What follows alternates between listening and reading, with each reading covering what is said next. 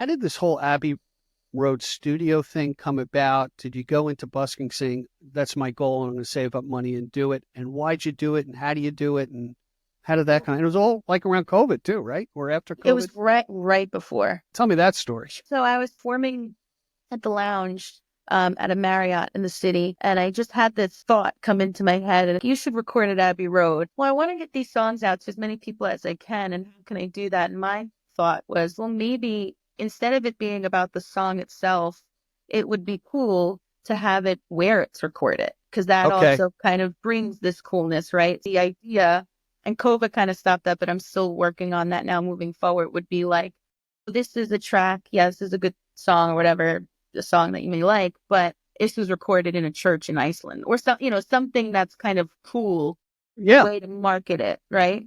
Right. So, so I just kind of had this thought pop into my head, and then just about Abbey Road, kind of reached out to my buddy who was also producing me at the time, Gary Gredison.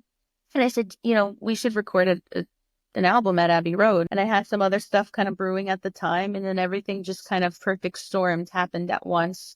January, I had the idea. And then I thought, well, no, by November, there'll be enough time to save up for this, because I had already reached out to the studio. I knew how much that was going to be, and flights and all that. So then I booked the dates ahead of time before knowing if it was really going to be even paid for. Okay. I didn't know when I picked the dates. It just so happened that it was around the 50th anniversary of the Abbey Road album itself, which is what queued up doing a song from the album. That's why we decided to Come Together. And it grew just into this big thing. I ended up having a little bit of funding then coming in for it as well. Come together.